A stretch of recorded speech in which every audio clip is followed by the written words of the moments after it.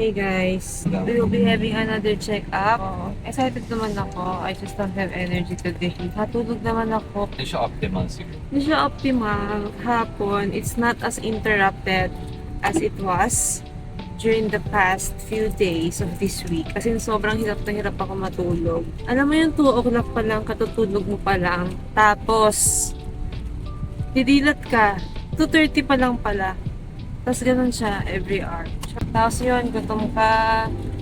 Kahit 11 ka matulog, maaga-aga.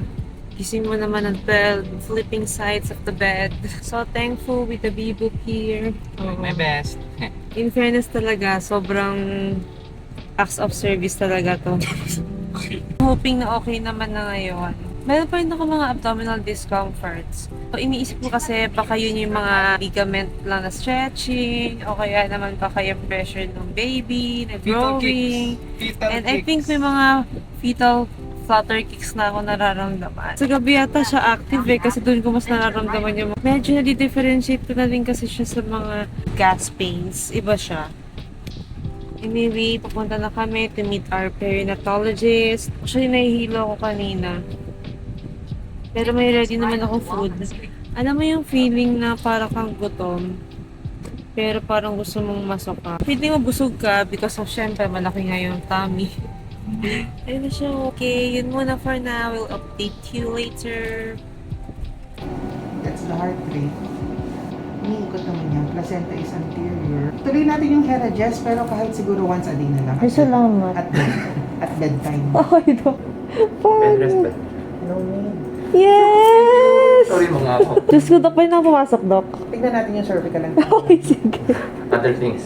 Nakaluhod na siya, mami. Huwag ka na pong mag-bed rest. Oh, iyak ako, charot. Thank you, Doc. Okay. Hey, Doc Oliver. Nice to see you, Doc. Thank you so much. Hi, guys. So, galing kami dito sa Queens. And, ayan, good news naman.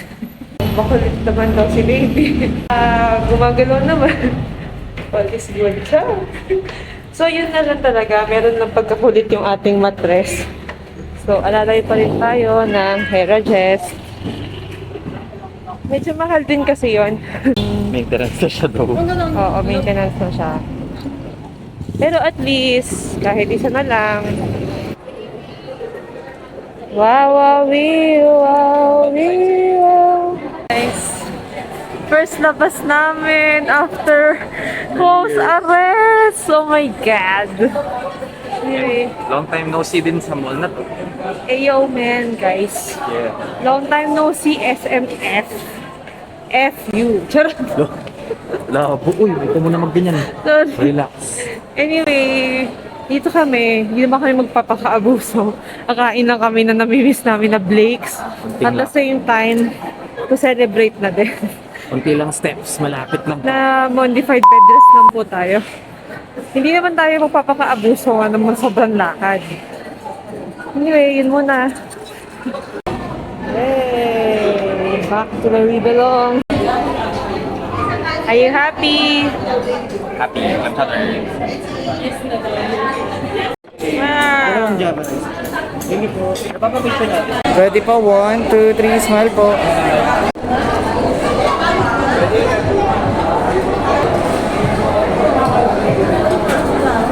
May na nakawala. Hihi.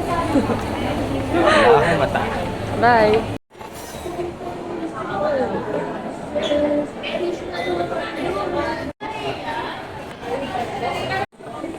Hey! Dapat tayo ng salamin. Gwapo ah. Ano mo, ito pala yung tagana ng salamin.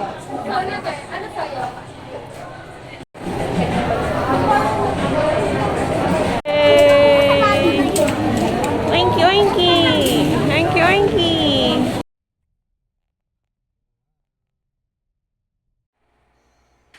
Gumagawa ako ng kwento eh. I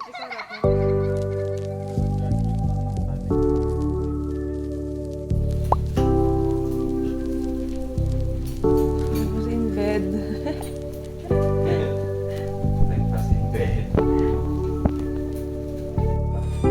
Hello! Meow, meow, meow, meow, meow, meow. Antok na antok yan.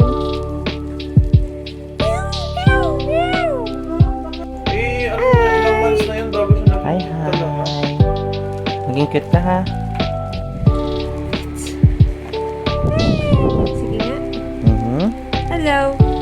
Hi, hi. So, kamusta naman yung mga kasabayan niyo? Nagpupo to siya, tapos natawa na. Nakasagot lang.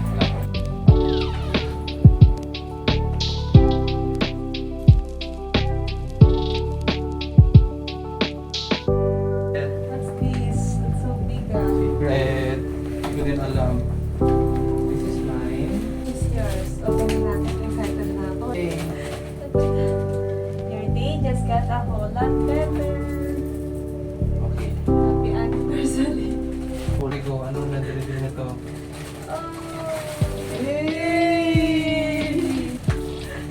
Ang laki niya. Ang happy. Alam mo, buhay na ito yung pinili ko Oh kasi my God. 17 liters lang to. May 23 pa.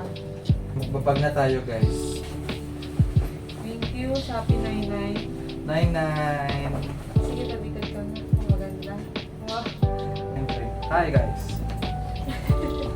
Ito na ang mga tulog. Ito ano naman. Ayun, so we just had to check up last weekend. And sabi ng perinatologist, yes, sabi ni Doc Olivar, na-meet namin siya that time. And siya din yung gumawa ng ultrasound. Pwede na daw magkaroon ng moderate bed rest because for the past 3 weeks, I've been on strict bed rest din talaga. Meron naman bathroom privileges. Of course, after ma-meet si Doc Olivar, kinausap ko din si Doc Sam regarding din sa disposition na binanggit ni Doc Olivar sa akin. Very reassuring naman po sila doon sa Queen's Clinic. So, I also encourage you guys to go there. As an active person, hindi po talaga ako sanay ng nakahiga at walang ginagawa. So, nag-accumulate na yung sakit ng katawan ko. And even read, I really cannot. So, the tightening muscles here on my neck, that goes to my head, pati sa shoulders. So, nagpapaprenatal massage ako every 2 weeks nun. So, medyo na-alleviate naman these past few days. And then, yung restless leg syndrome ko, previously kasi meron na talaga ako nun. However, mas lumala siya this pregnancy. And then, ito nag-bed rest ako na every day, every night. Pero talaga ako makatulog. Kasi even though I massage it,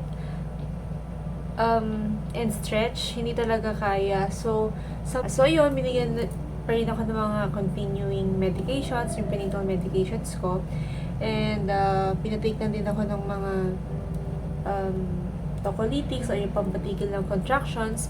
And of course, we have to watch out for danger signs of pregnancy. If ever na merong vaginal bleeding or spotting, so yun. And then, syempre yung mga other signs and symptoms, severe headache, contractions, slowly, I am trying to get back on track. And excited na rin ako bumalik ng work kasi ang hirap din ng, alam mo naman may work ka tapos mahiga-higa ka lang. So at the back of my mind, I cannot totally leave the stress. So naamin ko naman yun, talagang nag-hibernate talaga ako and I rarely open my messenger and yung Facebook. Even prolonged screen time, kahit magbasa, white yung screen, nahihirapan din talaga ako, sumasakit yung ulo ko, yung mata ko, eye strain. Mahirap talaga. I cannot really imagine how I was able to go on with the days na wala akong ginagawa sa bed. Nagawa ako na ayos ko ibang vlog, nag-ayos ako ng mga files. Kapag okay ako, and to talk to my family, medyo dark. Kita sa utak ko nun. Nagkakaroon ako ng mga panic attack sa gabi, nahirap ako huminga. And may impending doom. Kasi yun, sobrang gutom din talaga. Hindi naman si Ate Dalisay to help me with my food, tsaka yung mga gawaing bahay dito. Kapag general cleaning din siya. And for now, I'm so excited to go back to work nga din. And at the same time, we're looking forward to go to Edna Mama Baby Fair on the weekend after namin magpa-endo kasi meron akong hypothyroidism. So, kailangan i-adjust yung medication. So, hopefully, mag-normalize na yung aking TSH. Kasi naka 150 micrograms ako ngayon. Nasa 50 lang ako. O, diba, nag-times 3. Kasi nga, pregnant. So, yan. Nasa 20 weeks na tayo bukas. So, ngayon, 19 weeks and 6 days. So, ayan. If you're asking if I can feel the baby moving, yes, I think yun na yun. Yung mga flutter kicks sa loob. And, nakakatawa. Nakakatawang so, yun. Tapos narinig din namin yung heartbeat. I think yun muna for now. So, yan yung update sa akin.